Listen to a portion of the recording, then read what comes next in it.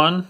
Today I want to help you prepare for a case binding for a sketchbook that you're going to use in class. So the things that you will need are scissors, beeswax, a spool of string, an upholstery needle, and an awl, and a ruler, and a pencil to begin with. Okay. Now with these things, you'll also need paper. Of course, paper is the number one thing, isn't it? You're going to take several sheets of, this is 18 by 12-inch paper. You're going to take quite a lot, because what we're going to do is put them in bundles of 4. So there are 4 sheets here, and I'm going to fold them in half so that our book size will be actually 9 by 12. And you're going to take something, this is called a bone folder. You won't have one of these, but you're going to match up your corners the best you can and crease the side. So you could do this with the handle of your scissors. You could do it with a pen, but you really want to get that nice and flat, okay? And you're going to make at least 8 of these for my class. 8 bundles of 4 each. 4 papers each. Make sure you crease the edges so that you have 8 of these bundles. Now, you need to know that just one of these bundles in bookbinding, a bundle like this is called a signature. Just like when you'd sign your name, well, a signature is what we're binding together. So we need 8 of those, and then we need to create some holes in the sides where we're going to sew these together. And those holes all need to line up along the spine of this book.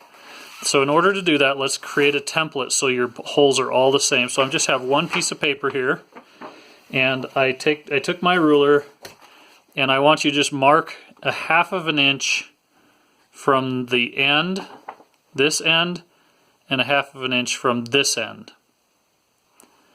Then what you're going to do is from there you're going to mark every 2 inches, 2, 4, 6, 8, 10, and this one will be an inch away. You don't want your holes any farther than 2 inches away in bookbinding, so it's okay to have them closer. So this will be an inch at this end. And then you're going to take your awl, and you're just going to poke a hole where you made those marks. So this is a great way to make a hole in paper, is this sharp needle point with the awl. Do it right as close as you can to that mark you made.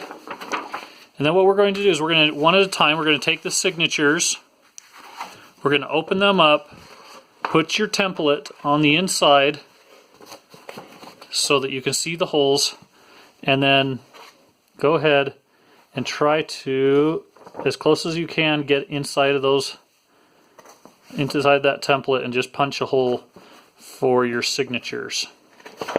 Ouch. Don't poke yourself. Okay. So that signature is done, and you're going to do that to all 8 of them. So oh my gosh, you got to be careful with these things, that you will bleed. You're going to do that to all your signatures.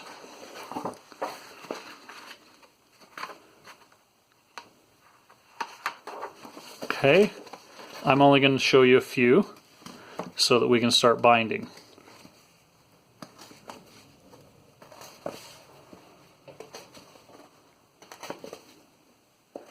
Now if you do this right and you're careful about it, all of your holes will line up again for your signatures. So like this.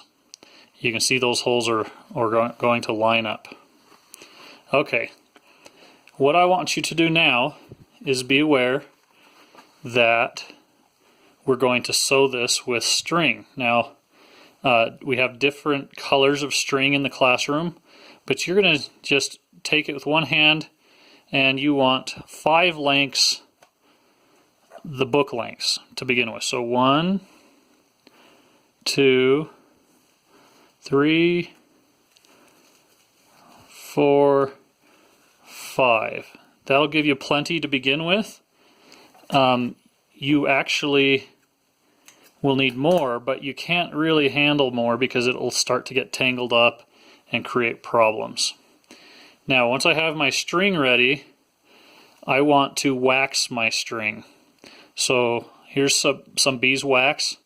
It'll help make this string a little bit more rigid as you sew, so it won't get twisted as badly. I'm just going to press it down on the beeswax and pull my string all the way through it. Let's do that 2 or 3 times. And it'll, you know, there are other reasons for beeswax, but, you know, beeswax helps stick a little bit too. So over time, maybe this string it'll tend not to move as much. I would think that it's also waterproof. It's waterproofing the string a little bit because, you know, I might be doing a watercolor or something in my sketchbook or using ink and get some of that ink on the string, and that might protect the string a little bit. All right, so I have my first string ready, and I have all my signatures ready, and I could start sewing, but I just want to show you how to thread the needle. So this is an upholstery needle. It's a bigger than a textile needle. And a secret to threading a needle like this is put the string right between your fingers like this and just pinch it so you can barely see it. Open up the eye of the needle and just push it down over the string. Now that looks easy. It doesn't always work out that well, but it's a good way to get it there. What I want to do is just go down the string 5 or 6 inches, and we aren't going to thread this like in textiles. You would actually double this string up and pull this to the middle of the string, and then you have a doubled up string. I don't want to do that in bookbinding. What I want to do is I just want to come down a little ways, and I want to poke this string with the needle. So it's hard to tell. I'll see if I can do it on camera. You poke it right into the strings, just like that. Okay, now you're going to pull this. See, here's my string, and I'm going to just pull this tail right over the end and down the string. That way we don't have a knot in our string. Okay, so we can pull it, but not too tight. You could pull that through if you wanted, if you pulled it really tight, and it'll come out. So if ever I can't, you know, we get done with class and you're not done sewing and you need to put that needle back, just take the scissors and cut it off right there, and then you can always easily just attach another needle to the end. All right, so you are now ready to begin sewing, but I'm going to show you the sew pattern in another video.